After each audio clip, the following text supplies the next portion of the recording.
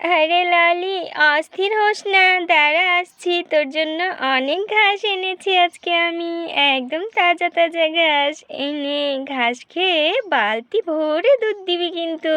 বাইরে যা গরম পড়েছে, আর এই রোদে গরমে তেতে পুড়েও আমি তোদের জন্য কত কষ্ট করে সবুজ সবুজ ঘাস কেটে নিয়ে আসলাম। নে নে নে, ঝটপট করে খেয়ে নে। কি তাজা তাজা ঘাস! দেখ দেখ দেখ, আমার সোনা বাচ্চারা, দেরি হয়েছে দেখে কি মুখ ভার। নে নে নে, খা। আয় আয় আয় লালি, আয়।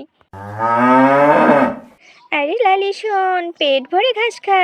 আমি যাই, ঝটপট করে বালতিটা নিয়ে আসি। আর অনেক দুধ দিবি কিন্তু আজকে বললুম, যেন বাজারে বিক্রি করতে পারি। আরে কে জানে কতটুকু দুধ দেবে লালিটা, কয়দিন থেকে তো ভালো মতো ওকে খাওয়াতেও পারিনি।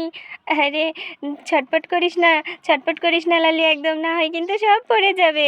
ওইদিকে তো আমাদের কুসুম রানী দুধ দুইতে ব্যস্ত, আর এইদিকে আমাদের ছোট্ট পরী রিঙ্কি আর পুটি গল্প করছিল। ঠিক সেই সময় একটা ছোট্ট মেয়ে কোথা থেকে যেন এসে হাজির হয়। আরে কেউ কি আছো বাসায়? আমি খুবই অসহায়, আমাকে কিছু খাবার দেবে? এরপরই পরী সেখানে তাদের খাওয়া তরমুজটা নিয়ে চলে আসে আর বলে, আরে তুমি কোথা থেকে এলে গো? এই নাও, তুমি অনেক ক্ষুধার্ত, এইটুকু খাও, আশা করি তোমার পেটটা ভরবে। আরে তোমার পায়ে তো জুতাও নেই আর জামাটাও ছেঁড়া। কি যে শান্তি পেলাম, পেটটা ভরলো, তোমাকে অনেক ধন্যবাদ। আরে চিঙ্কি রিঙ্কি, তোরা আমার জামার জুতোগুলো এনে দে তো একে। আরে এই নে তোর জুতা।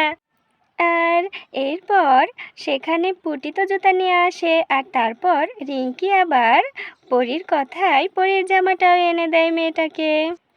আরে তোমরা কত ভালো, আমাকে খাবার দিলে, জুতো দিলে, জামা দিচ্ছ, অনেক ভালো তোমরা। অনেক বড় হও, অনেক বড় হও। আরে তুমি ছোট্ট একটা মানুষ, আমাদেরই মতো, তুমি আবার আমাদের দোয়া করছো। আরে লালি, তুই তো আজ আমার মনটা একেবারে পুরো ভরিয়ে দিয়েছিস, পুরো এক বালতি দুধ দিয়েছিস, কি যে ভালো লাগছে। যাই যাই যাই, বাসায় দুধগুলো রেখেও আবার বিক্রি করতে। আরে ওইটা আবার কে? বাচ্চারা কার সাথে গল্প করছে দেখি তো গিয়ে। অচেনা মনে হচ্ছে, মেয়েটাকে তো কখনো দেখিনি আগে। আবার দেখি বাচ্চারাও ওর সাথে গল্প করছে। কি জানি বাবা, কে এটা? আরে বাবা সোনা, কে তুমি? কোথা থেকে আসলে এখানে? আর এরপর কুসুম মেয়েটার কথা শোনার জন্য আর তাকে জানার জন্য কোলে তুলে নেয়, কিন্তু মেয়েটা এক লাফে কোল থেকে নেমে বলে, তোমার বালতিতে অনেক দুধ দেখছি, আমাকে একটু দুধ দেবে গো? আরে নিশ্চয় দেবো, দেবো না কেন? তুমি অপেক্ষা করো, আমি এক্ষুনি নিয়ে আসছি। এই যে নাও সোনা, তোমার জন্য পুরো এক গ্লাস দুধ এনেছি। এই নাও, তুমি শান্তি করে খাও। ইস, তুমি কত ভালো। তোমাকে পুরো আমার মায়ের মতো মনে হচ্ছে দেখে। কি বললে সোনা? আরে না, কিছু বলিনি। আচ্ছা, তোমরা সবাই থাকো, তোমাদের অনেক ভালো হবে। আমি তবে আজকে যাই। আরে আরে এই বাবু, কোথায় যাচ্ছ? কিছুই তো বললে না, নামধাম ঠিকানা, চলেই গেলে দেখছি। আরে দাঁড়াও বলি, দাঁড়াও।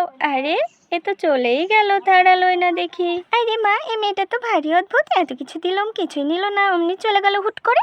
আরে সব বাচ্চারা তো আর একরকম হয় না, মনে হয় লজ্জা পেয়েছে, আর না হয় ওর ক্ষুধা পেয়েছিল, পেট ভরেছে, চলে গিয়েছে। কি বলিস টুনি তুই, তাই না? ঠিক না?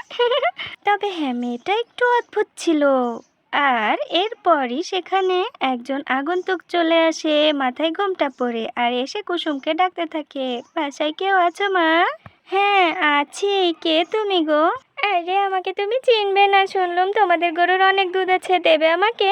আরে অবশ্যই দেবো, দেবো না কেন, বসো। আরে তো কিছুই বুঝতে পারছি না, কে চলে আসছে সকাল থেকে আমার বাসায়, এই সব চিনি না জানি না। আরে দুধ, আরে এ কি কাণ্ড, আমার দুধগুলো কোথায় গেল?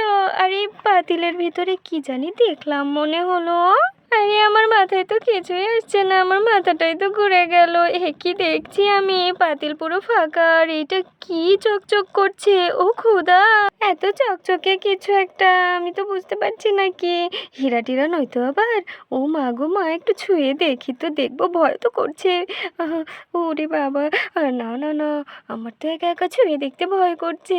আগে যাই, পরীর বাবা আসুক, তারপর ওকে দেখাবো। চট করে ঢেকে রাখি, ঢেকে রেখে আগে ওনাকে বলি কিছু একটা, কিন্তু কি বলবো আমি ওনাকে? আর নিশ্চয় অনেক ক্ষুধাও পেয়েছে ওনার। আরে যাকে সত্য কথাটা বলেই দিই। আরে শোনেন, কি যে বলি আপনাকে, আসলে হয়েছে কি, আমি তো এক বালতি দুধ রেখেছিলাম, কিন্তু না আমি বুঝতে পারছি না আমার বালতির দুধ কোথায় জানি উধাও হয়ে গেল। আর সাদা একটা পাথরের মতো কি জানি চকচক করছে পাতিলের ভিতরে, আমি তো কিছুই বুঝতে পারছি না। আরে আমি সব জানি। আরে তুমি কি করে জানো? আমি তো কিছুই বুঝছি না। আরে কুসুম, এত চিন্তা করছো কেন তুমি? আরে এ তো দেখি আবার আমার নামও জানে। তুমি আমার নাম কি করে জানলে গো? আমি সব জানি।